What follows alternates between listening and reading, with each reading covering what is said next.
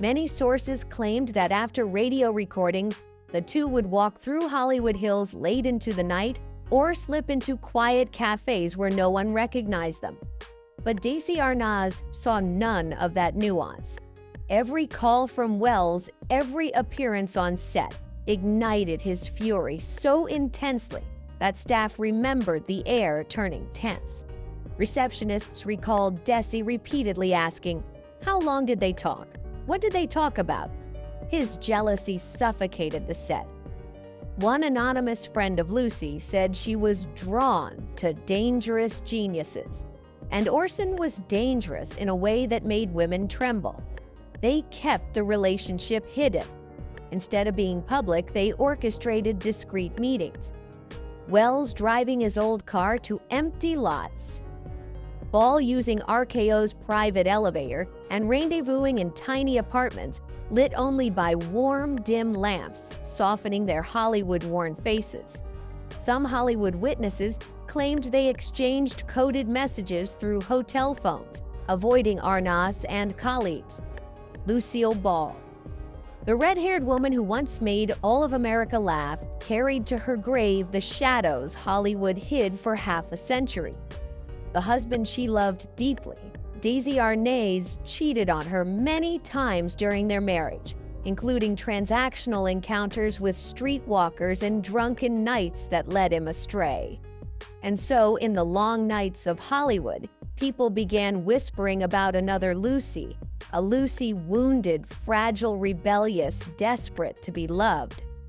Rumors quietly spread through makeup rooms and Beverly Hills parties that she had slept with hundreds of men just to feel alive to take revenge on her unfaithful husband, Desi Arnaz. Today we will trace the steps of 6 names that appear in letters, memoirs, and the late-life confessions of those who once stood closest to Lucille's life. You think you understand Lucille Ball. Perhaps you have only seen the light while the shadows of nostalgia, regret, and the wounds that never healed have simply been waiting to be called by their true name.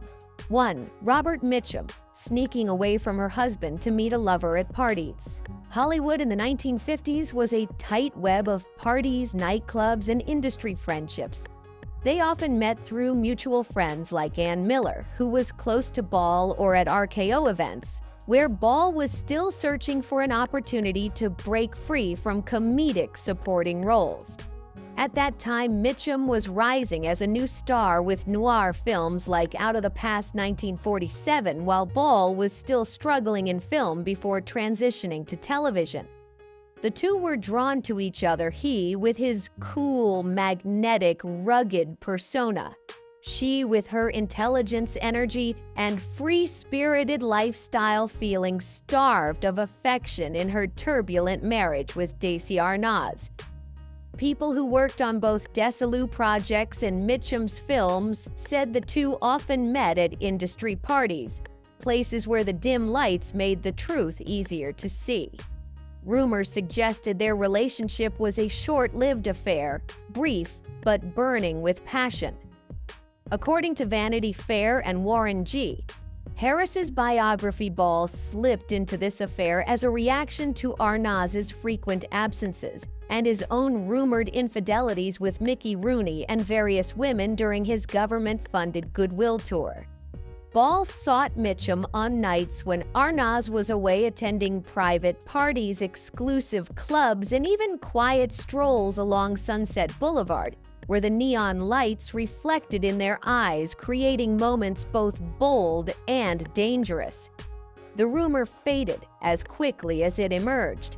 Both knew how fragile their careers were under public scrutiny. One spark could burn down the I Love Lucy empire or drag Mitchum into yet another scandal. So neither said a word. Mitchum only smiled mysteriously whenever reporters mentioned Lucy, a smile that made people wonder whether he was hiding memories or swallowing a truth long buried. What kept this story alive was how it seemed to spill into Lucy's work.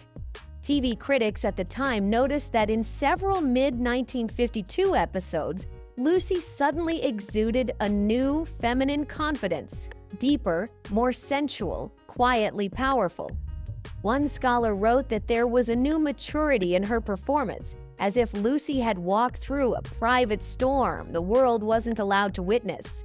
And coincidentally, Mitchum's granddaughter later said he kept a signed photo of Lucy in his desk drawer, not displayed, not flaunted, just tucked away like a gentle secret among his most personal treasures. Still, the danger of this rumor wasn't emotional, it was professional. Only a few years prior, Mitchum had barely survived a marijuana scandal that nearly destroyed his career. If Lucy America's wholesome darling was pulled into the orbit of a bad boy like Mitchum, it could have been a media catastrophe. A Desilu security guard later claimed that he once saw Mitchum leaving Lucy's makeup room late at night, and the next morning received an envelope of money with a quiet reminder to forget everything. And this wasn't the end. Lucy's marriage descended further into chaos when she also had an affair with the powerful titan Orson Welles. 2. Orson Welles, seeking nothing but Desi's jealousy. While drowning in confusion over her marriage to Desi, Lucille fell into another entanglement, this time with Orson Welles. In the early 1940s, when Welles was at the height of his fame with the Mercury Theater and Citizen Kane, and Lucy was still an actress, struggling to find her place, the two unlikely figures found each other in long afternoon conversations that stretched so endlessly the whole RKO lot gossiped about them.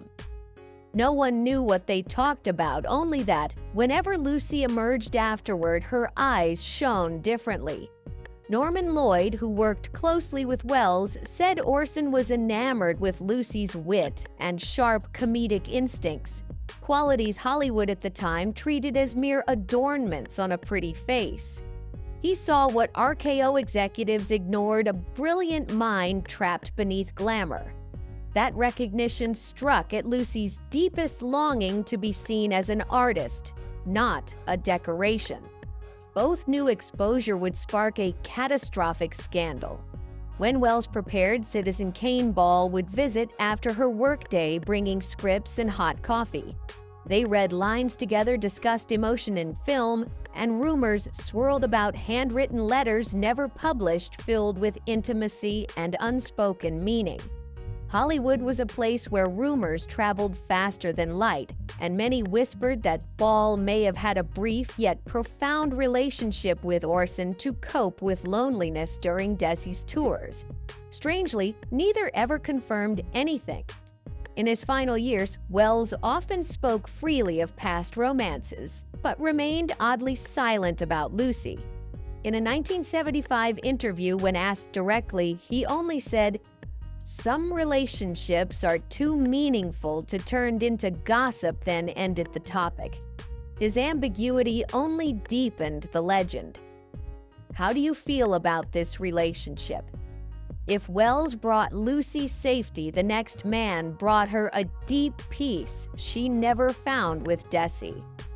3. Henry Fonda, the gentleman who offered a safety she never felt before.